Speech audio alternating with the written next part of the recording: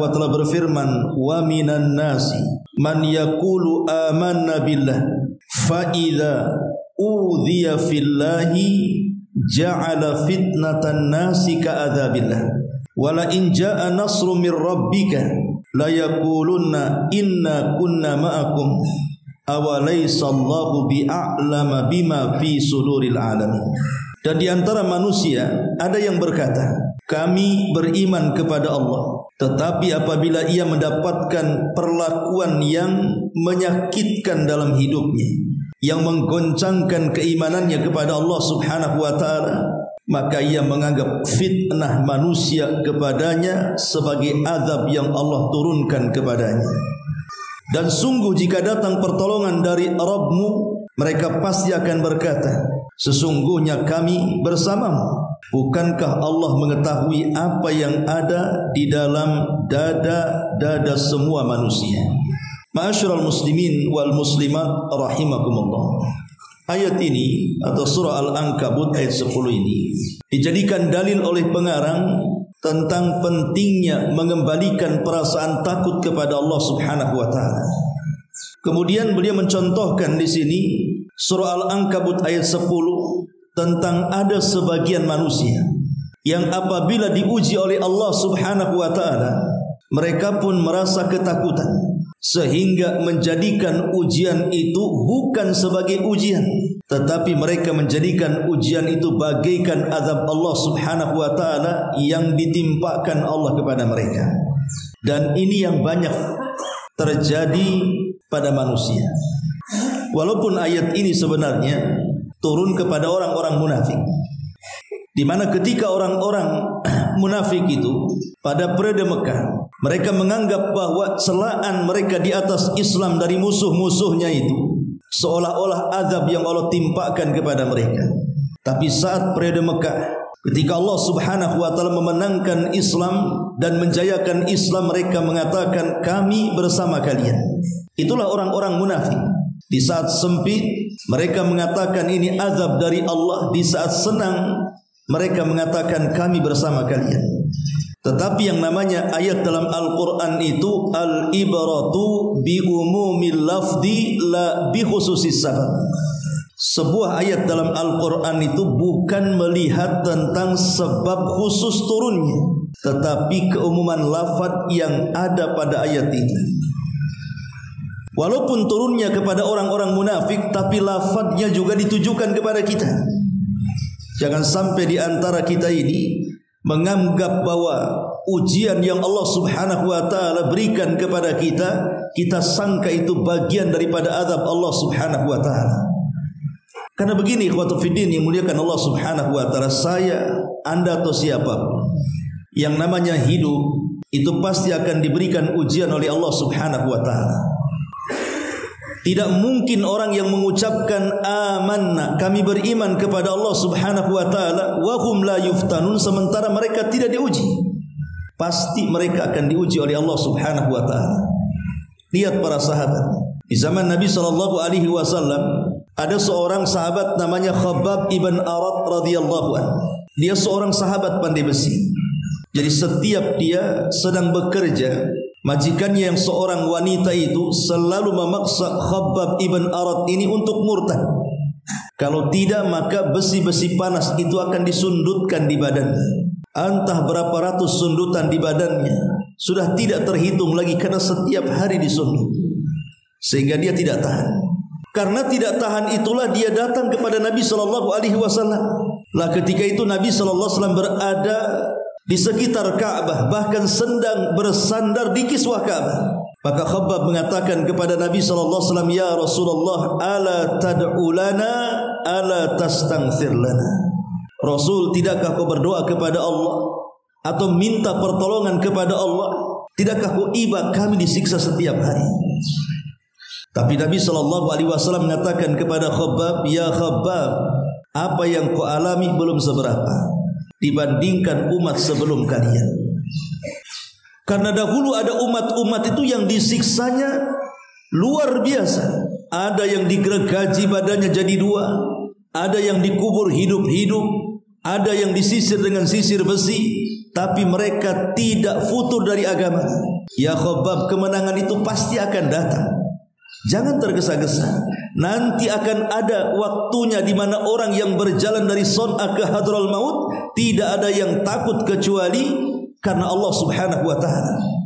Kemenangan itu pasti datang ya Khabbab. Kalau sekelas para sahabat Nabi sallallahu alaihi wasallam yang tidak diragukan lagi akidah dan ibadah mereka kepada Allah Azza wa Jalla diuji sedemikian rupa, maka kita pun sama, orang-orang yang beriman kepada Allah dan mengatakan amanna, kami beriman, pasti mereka juga akan diuji. Kita juga akan diuji. Kenapa kemudian Allah Subhanahu wa taala memberikan ujian kepada kita? Setidaknya ada 4 perkara. Pertama, untuk memberi kabar gembira.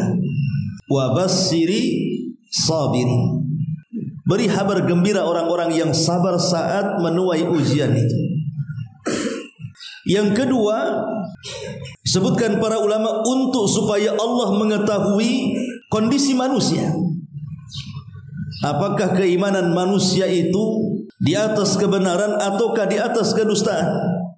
Makanya Allah Subhanahu wa taala mengatakan dalam surah Al-Ankabut ayat 3, "Wa laqad fattannal ladzina min qablihim fala ya'lamanna Allahu alladzina sadaqu wa la ya'lamannal kadzibin."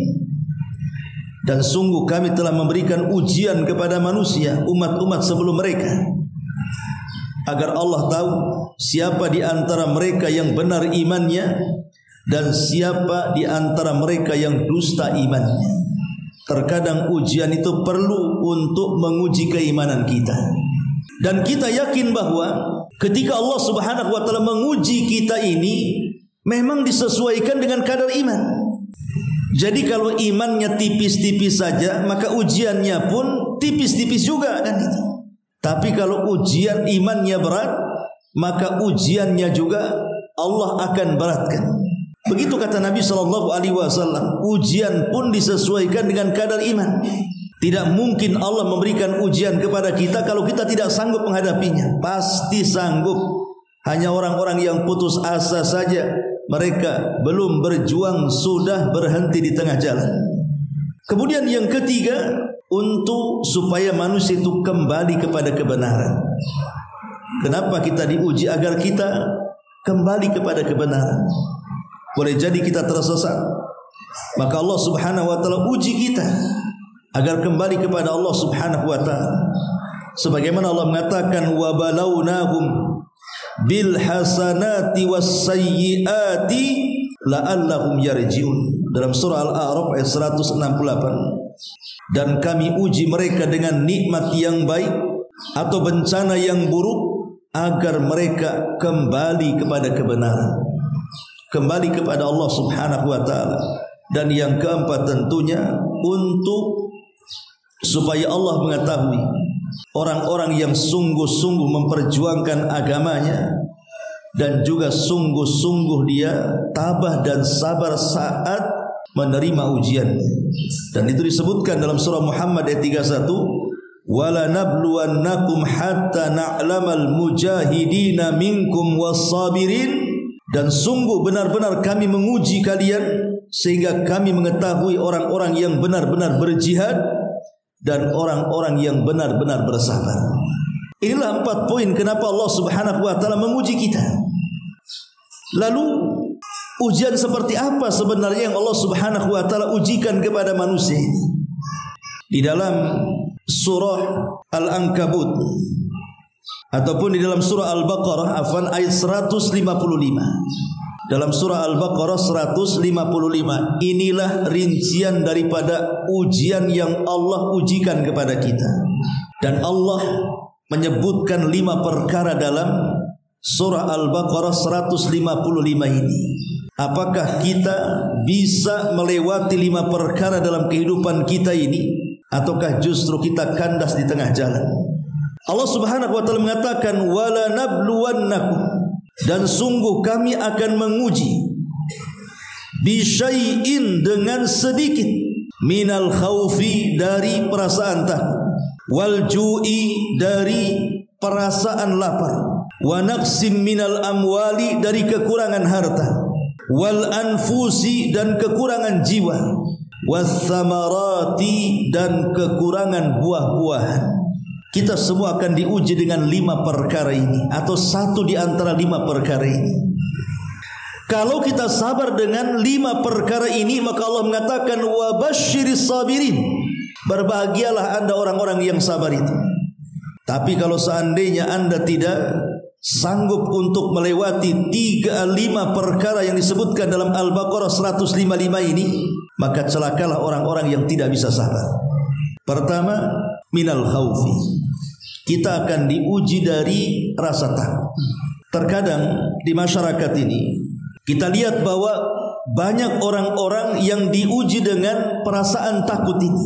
Contoh umpamanya ada orang kaya takut miskin, atau mungkin para pejabat yang sudah diangkat kemudian sudah mendekati masa-masa pensiun takut akan jatuh dari jabatannya, atau seseorang dihantui dengan masa depan, ditakutkan dengan ekonominya, bagaimana nasib dirinya, bagaimana nasib keluarganya, bagaimana nasib anak di masa depannya. Belum terjadi sudah takut. Jadi ada orang-orang yang diuji dengan dibayang-bayangi oleh perasaan takut. Ini perasaan takut yang seperti ini, perasaan takut yang tidak mendasar, ini bisa membahayakan kita. Karena kalau itu terjadi kepada orang kaya yang takut miskin, maka pasti akan keluar akhlak-akhlak yang tidak baik dari orang-orang kaya yang takut miskin itu. Pertama, akhirnya dia berusaha untuk menumpuk-numpuk kekayaan kan? Karena takut miskin. Ya pasti dia akan dengan jerih upayanya dia akan berusaha untuk menumpuk-numpuk kekayaan. Bila perlu kekayaan itu bukan hanya untuk dirinya, tapi dia siapkan untuk anak cucunya. Jadi cucunya belum lahir sudah kaya, belum lahir sudah kaya. Karena biasanya orang yang takut miskin dari orang kaya itu, maka dia akan berusaha untuk menumpuk-numpuk harta, berakhir dengan kebakhilan dan kekikiran. Ya, akhirnya kemudian mereka pun bakhil dan kikir, dan lebih daripada itu menyangka bahwa kekayaannya bisa mengekalkan hidupnya di dunia. Sebagaimana Allah mengatakan jama'a mala wa addada yahsabu anna malahu akhlada. Kalau itu ketakutan terjadi kepada para pejabat, orang-orang yang memiliki jabatan dalam perusahaan atau dalam pemerintahan, kemudian waktu pensiun sudah dekat dengan mereka, atau mendapatkan kabar akan dipindah, atau mungkin akan di PHK, atau mungkin akan dipecat dan begitu seterusnya. Itu terkadang ada orang yang dibayangi dengan perasaan takut itu yang berlebihan. Akhirnya dengan segala upaya menghalalkan segala cara, bagaimana caranya mempertahankan jabatan, dia siap melakukannya. Ketika itu sudah tidak kenal halal haram lagi bagi hidupnya. Kalau seandainya ketakutan itu terjadi kepada orang-orang, mungkin orang-orang miskin juga, bukan orang kaya takut miskin saja, orang miskin pun takut kalau mereka tidak kaya. Memandang anaknya, macam mana masa depan anaknya, memandang keluarganya, macam mana kehidupan ke depannya. Kalau mereka tidak sabar, akhirnya kemudian dipanjangkan angan-angan mereka, dimasukkan dalam kehidupan bayang-bayang, akhirnya masuk dalam dunia perjudian dan perdukunan kan. Banyak orang-orang miskin itu pengen kaya cepat, akhirnya judol, ataupun mungkin masuk ke dunia perdukunan seolah-olah Pak Dukun itu membawakan kekayaan. Ini takut-takut yang seperti ini membahayakan hidupnya, dan manusia diuji dengan perasaan takut ini. Apakah takut kita kepada Allah berlebih, ataukah takut kepada perkara-perkara ini berlebih? Ini yang pertama. Kemudian yang kedua, walju, dan juga kelaparan. Lapar ini tidak mesti dilanda oleh orang-orang yang ditimpa dengan kefakiran, tidak mesti. Lapar itu tidak mesti harus fakir. Dari mana kita tahu? Dari ayat Al-Quran, surah An-Nahl ayat 112, Allah mengatakan, wa daraballahu mathalan qaryatan kanat aminatan mutmainnatan ya'tiha rizquha ragadan min kulli makan fakafarat bi an umillah fa adzaqaha Allahu libasal ju' wal khaufi bima kanu yasnaun. Dan Allah telah membuat sebuah perumpamaan dengan sebuah negeri yang dahulunya aman lagi tentram, rizkinya datang dari segala arah, bahkan melimpah ruah. datang dari segala arah bahkan melimpah ruah, tetapi kemudian penduduknya mengingkari nikmat-nikmat itu. Karena itulah Allah merasakan kepada mereka pakaian kelaparan dan ketakutan disebabkan apa yang mereka perbuat. Kalau kita melihat negara-negara di luar negara Indonesia, dulu Afrika itu negara kaya, lebih kaya dibandingkan Saudi Arabia. Tetapi lihat hari ini, negara Afrika menjadi negara miskin dan negara Saudi Arabia menjadi negara kaya. Apa penyebabnya? Penyebabnya karena mereka kufur nikmat. Dan Saudi atau negara Saudi Arabia, mereka orang-orang yang bersyukur akan nikmat Allah Subhanahu wa taala. Maka Allah mengatakan, la in syakartum la azidannakum wa la in kafartum inna adzabi lasyadid. Kalau kalian mensyukuri nikmatku ku tambah, tapi kalau kalian ingkar dengan nikmatku, sudah kusediakan azabku yang pedih. Seorang syekh bercerita tentang, kebetulan syekh ini memang asalnya dari Ethiopia, dari Afrika sana, dan sudah menetap di Saudi Arabia menjadi salah satu masyayikh di sana. Bercerita, dia mendapatkan cerita dari orang tua dan kakek buyutnya. Dulu negeri kami itu negeri yang kaya raya. Saudi itu belum ada apa-apanya. Sampai-sampai kalau mereka menyembelih kambing itu, mereka hanya mengambil dagingnya dan semua selain daging dibuangnya. Kulitnya dibuang, cekernya dibuang, kakinya dibuang, jeroannya dibuang, kepalanya dibuang. Hanya diambil dagingnya saja. Padahal itu bisa dimakan. Terkadang kalau tidak habis mereka buang begitu saja. Setiap hari makanan-makanan itu dibuang tanpa mereka sadar mereka sudah tabdzir. Akhirnya negeri yang kaya raya, persis yang difirmankan Allah Subhanahu wa taala, fa kafarat bi an'umillah fa adzaqaha Allahu libasal ju' wal khaufi bima kanu yasnaun. Ketika penduduk negeri itu ingkar terhadap nikmat-nikmat Allah, karena itu Allah akan merasakan kepada mereka pakaian kelaparan dan ketakutan terhadap apa yang mereka telah lakukan. Akhirnya kelaparan di mana-mana. Dulunya kaya menjadi umat yang kelaparan. Itu ujian dari Allah Subhanahu wa taala karena kekufuran. Kemudian yang ketiga kata Allah Subhanahu wa taala, wa naqsin minal amwal, dan kurangnya harta, artinya kemiskinan. Manusia akan diuji dengan kemiskinan. Di dalam surah Al-Hajj ayat 11, Allah Subhanahu wa taala mengatakan, wa minan nas man ya'budullaha ala harfin fa in asabahu khairun itma'an nabi wa in asabathu fitnatun inqalaba ala wajhihi khasirat dunya wal akhirah dzalika huwal khusranul mubin. Dan di antara manusia ada orang-orang yang menyembah Allah tetapi mereka berada di tepian jurang. Jika mereka memperoleh kebaikan, nikmat Allah, kekayaan yang banyak, maka mereka seolah-olah hidup dalam ketenangan. Tetapi jika ditimpa oleh Allah sebuah bencana, kefakiran, kesusahan hidup, kesusahan ekonomi, mereka pun berbalik ke belakang mereka. Rugilah dunia dia dan rugilah akhirat dia. Dan itulah serugi-ruginya kerugian yang nyata. Ma'asyiral muslimin yang dimuliakan Allah Azza wa Jalla. Makanya kan ada istilah para ulama, antara fakir dan kafir itu kan tetanggaan ya, Pak. Karena biasanya orang-orang yang kafir itu salah satu penyebabnya karena kefakiran kan. Adapun hadis yang mengatakan kadal fakru an yakuna kufran, itu hadis maudhu ya. Kefakiran itu hampir-hampir menjadikan seseorang menjadi kufur. Tetapi maknanya benar. Maknanya benar. Betapa banyak orang-orang yang susah ekonomi, mereka rela menanggalkan akidah dan agama mereka, kemudian berpindah kepada agama yang lain kan.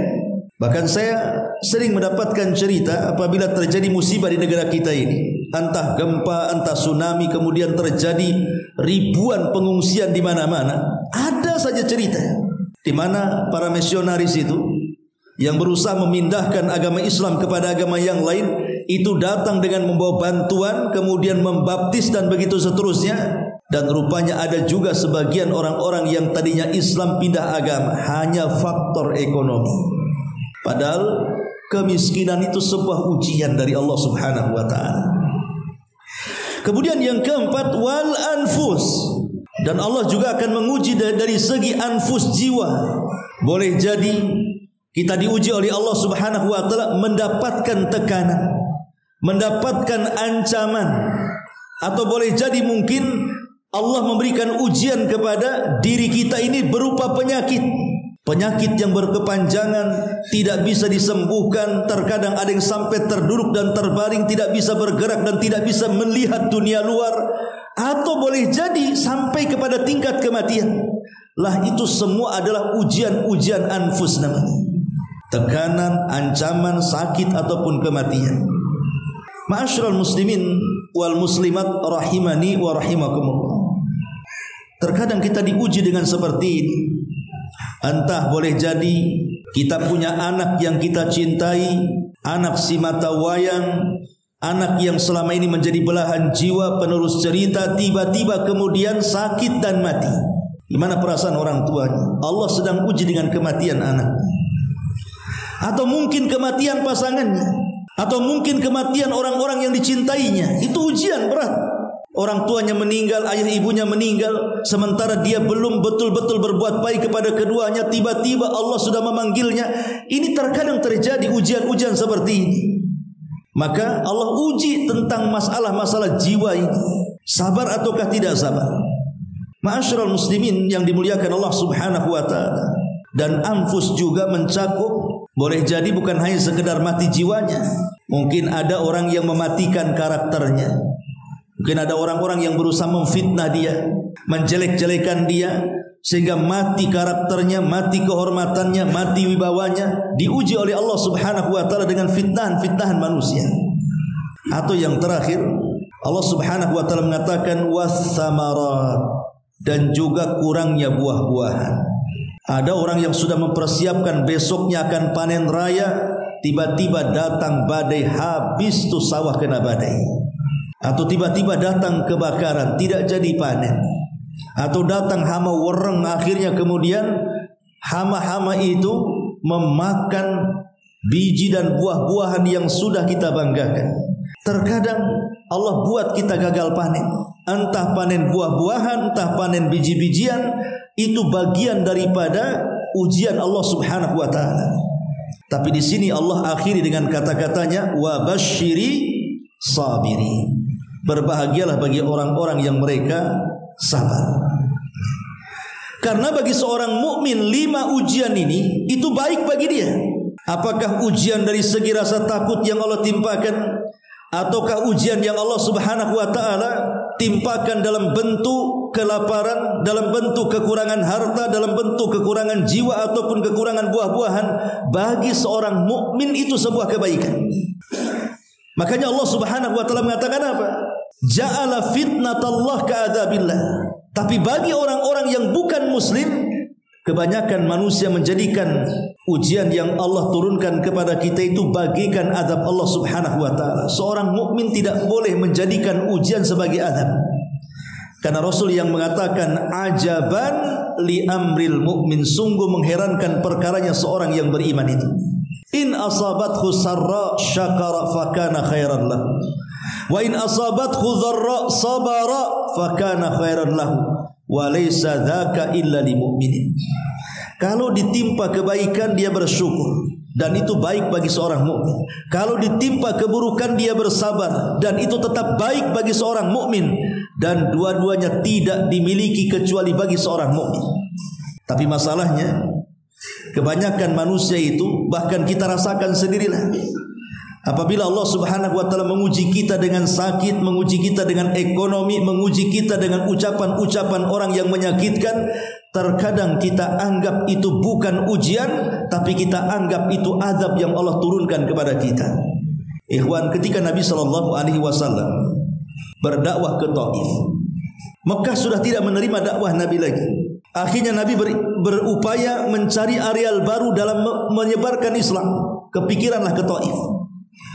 Berangkatlah Nabi SAW dengan berjalan kaki sejauh bermil-mil itu dari Mekah ke Taif itu bersama Zaid bin Harithah. Tapi apa yang terjadi? 10 hari Rasul door to door berdakwah di Taif itu. Tidak ada satupun penduduk Taif yang menerima dakwahnya. Bahkan bukan hanya tidak menerima dakwahnya, tidak ada satupun yang mau melindunginya. Bahkan akhirnya mereka pun melempari Rasul dengan batu, dengan sandal, dan segala apa yang bisa dilempar. Sampai dalam sejarah itu Rasul sampai berdarah-darah tuh. Lari 1 mil bersama Zaid ibn Harithah, menghindar lemparan-lemparan penduduk Taif itu. Karena penduduk Taif ini sudah kurang ajar. Bukan hanya kalangan laki-lakinya yang menghina Rasul, sampai kepada anak-anak kecil dan kaum wanita. Kompak mereka mengusir Nabi SAW. Saat Nabi SAW berjalan keluar dari Taif menuju Mekah, tapi tidak bisa juga masuk ke Mekah karena dia belum mendapatkan jaminan keamanan. Nabi hanya bisa kemudian berhenti di perbatasan Mekah dan Taif sambil berdoa kepada Allah Subhanahu wa taala dan mengatakan, ashku ba'thi ilaika ya Rabb. Aku hanya bisa mengadukan urusanku kepadamu. Tapi ada satu kata-kata Rasul dalam doa ini yang menarik adalah, illam takun alayya sakhatun fala ubali.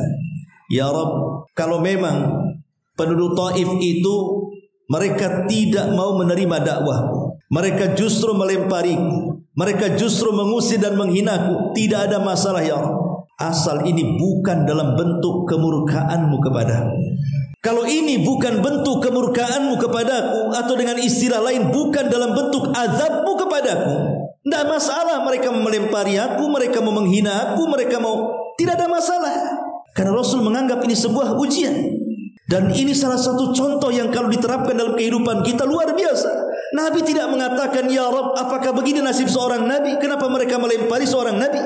Ya Rabb, apakah seperti ini nasib seorang Nabi? Kenapa mereka sampai menghina seorang Nabi? Tidak, Rasul tidak pernah mengucapkan kalimat itu. Rasul hanya mengatakan, illam takun alayya sakhatun fala ubadi. Kalau ini bukan bagian daripada kemurkaanmu ya Rabb, aku enggak akan peduli, silahkan kau uji aku ya Rabb. Kalau kalimat Rasul ini kita tanamkan dalam kehidupan kita ini, umpamanya kita sedang sakit, kemudian kita katakan, ya Rabb, kalau sakit ini bukan bagian daripada azabmu, kemurkaanmu, aku akan berusaha untuk sabar. Kalau kita digulung ekonominya, kemudian kita katakan, ya Rabb, kalau seandainya kebangkrutanku bukan bagian daripada kemurkaanmu, tidak ada masalah, saya akan hadapi dengan sabar. Kalau seandainya manusia memfitnah ini bukan bagian daripada azabmu kepadaku ya Rabb, tidak ada masalah, aku akan menghadapi semuanya. Kan indah kalau hidup itu menggunakan kaidah yang diajarkan Nabi SAW. Tapi kalau sedikit-sedikit kemudian Allah uji, kita katakan bagian daripada azab, lah inilah ciri-ciri orang munafik. Ciri orang munafik itu mereka menyerah sebelum berperang. Mereka tidak sabar sebelum berusaha untuk sabar. Sudah kepikiran dulu, belum juga sabar udah kepikiran. Makanya di sini Allah Subhanahu wa taala mengatakan, wa minan nas, dan sebagian manusia, man yaqulu amanna billah. Ada orang yang mengaku beriman kepada Allah, masalahnya dia ngaku saya beriman kepada Allah, tetapi fa idza udhiya fillahi, ketika Allah menguji dia dengan apa? Dengan memperlakukan sebuah fitnah yang menguji keimanannya, ja'ala fitnatan nasi ka'adzabillah. Dia sangka fitnah manusia kepadanya itu bagian daripada azab Allah Subhanahu wa taala. Maka di sini kata para ulama, ayat ini menunjukkan bahwa Allah terkadang akan membuat tasallut bainan nas. Di antara manusia dengan manusia yang lain itu akan saling bermusuhan, akan saling menyakiti dengan kata-katanya, akan saling menyinggung dengan perbuatannya. Maka kalau seandainya itu terjadi, apakah kita akan sabar ataukah kita menjadikan ujian-ujian itu sebagai azab dari Allah Subhanahu wa taala? Maka seorang mukmin tidak akan menjadikan itu bagian daripada azab, tapi seorang mukmin akan menjadikan itu bagian daripada memperkokoh keimanannya, menguji kesabarannya. Apakah dia sanggup sabar ataukah dia justru futur, naudzubillah. Ma'asyiral muslimin yang dimuliakan Allah Subhanahu wa taala. Kemudian muallif pengarang beliau mencantumkan riwayat dari hadis Abi Sa'id Al-Khudri radhiyallahu anhu. Nabi mengatakan, inna min dha'fil yakin an turdiyan nas bi sakhatillah wa an tahmaduhum ala rizqillah wa an tadhummahum ala ma yu'tika Allah. Inna rizqallahi fala yajurruhu hirsu harisin wala yarudduhu karahiyatu karihin. Riwayat ini sebenarnya tidak sahih, tetapi maknanya sahih kata ulama. Riwayatnya lemah, tidak bisa dijadikan hujah, tapi maknanya sahih karena banyak ditopang dalam beberapa riwayat yang baik yang marfu atau mauquf kepada para sahabat Nabi sallallahu alaihi wasallam. Allah Subhanahu wa Rasul sallallahu mengatakan di sini, sesungguhnya termasuk lemahnya iman seseorang. Termasuk lemahnya iman seseorang. Pertama, kamu mencari redha manusia dengan mendapatkan kemurkaan Allah. Yang kedua, kamu memuji mereka atas rizki yang Allah berikan lewat perantaranya. Kemudian yang ketiga, kamu mencela mereka atas dasar sesuatu yang belum diberikan Allah kepadamu melalui mereka. Maka Rasul mengatakan, ingat sesungguhnya rizki Allah tidak dapat didatangkan oleh ketamakan orang tamak dan tidak pula digagalkan oleh kebencian orang yang akan membenci. Di sini ada 3 poin yang harus dipahami. Pertama, mencari redha manusia dengan kemurkaan Allah. Ciri lemahnya iman ketika kita mencari redha manusia, tapi di balik redha manusia itu ada murka Allah Subhanahu wa taala. Contoh umpamanya, boleh jadi mungkin dalam satu perusahaan itu semua orangnya jahat semuanya, para koruptor. Antum pula orang yang jujur satu-satunya di situ. Tapi antum salah satu yang bisa menentukan cairnya dana dan tidak. Artinya tanda tangan antum itu sangat berguna. Sementara satu perusahaan itu kawan-kawan antum bermasalah semuanya. Kemudian mereka datang kepada antum meminta tanda tangannya untuk mencairkan dananya. Maka antum dihadapkan dengan 2 perkara di sini. Kalau saya bumbukan tanda tangan ini, sama saja saya menghalalkan mereka untuk korupsi. Tapi kalau seandainya saya tidak letakkan tanda tangan ini, berarti saya tidak membantu kawan-kawan dan tidak dianggap menolong mereka. Maka ini di antara 2 pilihan. Kalau kita tanda tangan, lemah iman kita. Kenapa? Karena kita mencari redha manusia, di dalamnya ada murkanya Allah kan. Tapi kalau seandainya kita tidak tanda tangan, pasti dibenci orang-orang itu. Tetapi Allah cinta dengan kita. Kan kebanyakan seperti itu. Dan itu bukan hanya di lingkup luar saja, dalam rumah tangga saja. Terkadang ada istri terlampau cinta dengan suaminya, disuruh apa saja walaupun maksiat kepada Allah mau saja, karena takut diceraikan suaminya. Terkadang seorang anak karena saking takutnya dengan orang tuanya, disuruh maksiat pun mau saja, karena takut kepada orang tuanya. Lah itu namanya mencari redha manusia di atas kemurkaan Allah Subhanahu wa taala, dan ini ciri lemahnya iman. Kemudian yang kedua, memuji manusia atas rizki dari Allah Subhanahu wa taala. Ada orang datang bantu kita, kemudian kita puji habis orang yang membantu. Dia lupa bahwa di sana ada Allah yang menitipkan harta kepada dia, kemudian dia datang kepada kita membantu kita. Dia lupa sama Allah. Dia tutup-tutupi nikmat Allah Subhanahu wa taala. Lah ini termasuk kelemahan iman. Ketika kita menutup-nutupi nikmat Allah dan kita terlampau berterima kasih kepada yang menolong kita, lupa bahwa di sana ada Allah Subhanahu wa taala. Ikhwan, berterima kasih itu memang sebuah kewajiban. Kalau ada orang berbuat baik kepada kita, ya kita berterima kasih. Tetapi jangan kemudian kecondongan terima kasih lebih kepada dia dibandingkan kepada Allah Subhanahu wa taala. Karena itu sama dengan menutup-nutupi nikmat Allah Subhanahu wa taala, dan itu bagian daripada lemahnya iman. Lemahnya iman. Karena Allah mengatakan wa ma bikum min ni'matin fa minallah. Segala nikmat itu semua datang dari Allah. Orang yang membantu kita itu kan perantara saja. Allah titipkan harta dia kepada dia untuk datang kepada kita. Ya. Kemudian yang ketiga, mencela manusia ketika menjadi penghalang rizki kita. Antum jualan, datang orang nawar, udah lama 1 jam lah tawar-tawaran tak jadi. Antum marah, sialannya. Masa sudah 1 jam tawar-tawaran tiba-tiba dia pergi. Dia celah gara-gara dibatalkan. Ya. Atau antum mungkin yang suka masuk dalam dunia proyek. Adalah kemudian proyek ini itu sudah rapat meeting saja kerjanya sampai berbulan-bulan. Rupanya ketika waktu eksekusinya dibatalkan semuanya. Langsung antum marah sama dia. Kurang ajar, anak sudah habiskan waktu, pokoknya dicela. Maka di antara kelemahan iman seseorang adalah mencela manusia ketika menjadi penghalang rizkinya. Ya memang bukan rizkinya. Ada orang yang mau beli sesuatu kepada kita, tahu-tahu tidak jadi. Ya mungkin belum datang rizkinya. Allah masih menghalangi rizkinya. Jangan kemudian kita marah-marah sama orang itu. Kenapa dia tak jadi beli? Kenapa dia tak jadi transaksi? Kenapa dia batalkan? Akhirnya kita celah, kurang ajar dan begitu seterusnya. Anda tidak yakin dengan takdir. Dan itu bagian daripada kelemahan iman namanya. Makanya di sini di antara lemahnya iman adalah ketika ada manusia mencela-cela orang gara-gara dipandang dia telah menghalangi rizkinya.